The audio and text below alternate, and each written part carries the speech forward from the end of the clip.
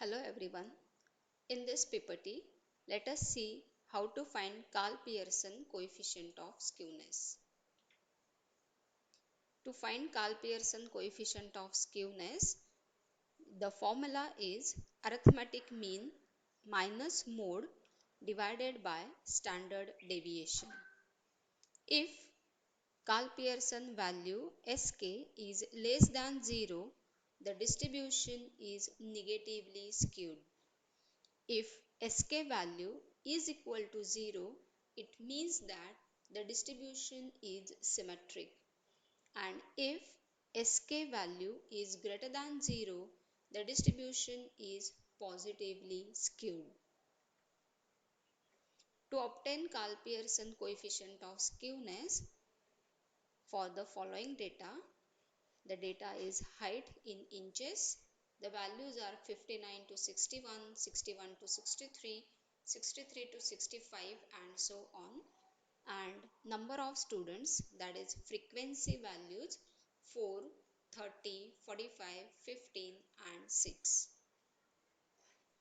To find Karl Pearson coefficient of skewness, the required formulas are arithmetic mean, which is denoted by x bar, summation of fi xi divided by summation fi. We required standard deviation, that is positive square root of summation of fi xi square divided by summation fi minus x bar square. And also we required mode, which is equal to L plus Fm minus F1 divided by 2Fm minus F1 minus F2 into H. Here is the height, that is class intervals.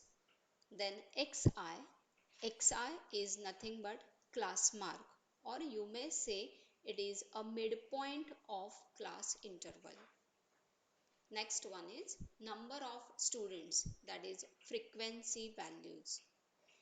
Now for class mark or mid values, 59 to 61 is the class interval and midpoint is 60. For 61 to 63, the midpoint is 62 and so on.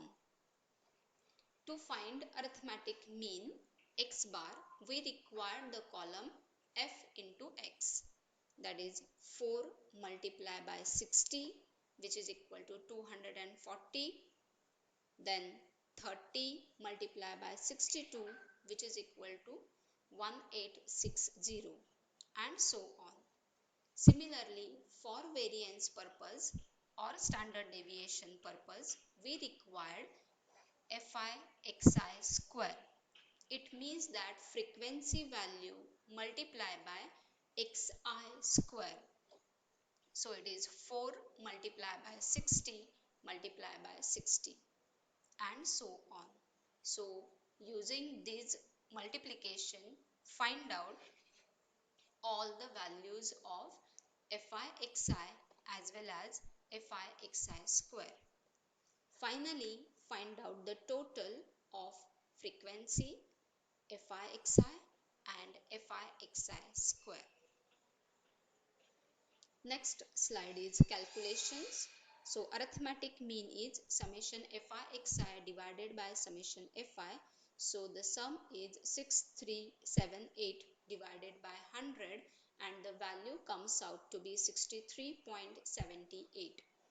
Similarly, for standard deviation, it is square root of summation fi xi square divided by summation fi minus x bar square. You have to just substitute all the summations value here and find out the answer, which is equal to 1.830738. For mode, your L is nothing but the lower boundary of modal class. Here is the 63. Then Fm, that is the most highest frequency, that is 45 here. Then F1 is pre-modal class frequency, that is 30. Then 2 into Fm minus F1 minus F2. F2 is the post modal class frequency into h. H is nothing but the class width, that is the length between modal class upper boundary minus lower boundary of modal class, and which is equal to 2 here.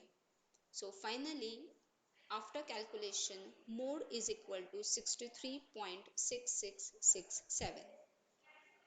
So finally, the Karl Pearson coefficient of skewness Sk is arithmetic mean minus mode divided by standard deviation. So substitute all these values and answer comes out to be 0.061886.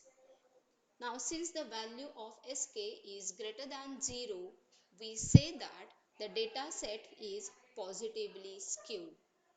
So these are the calculations and the interpretation of Karl Pearson coefficient of skewness. Thank you.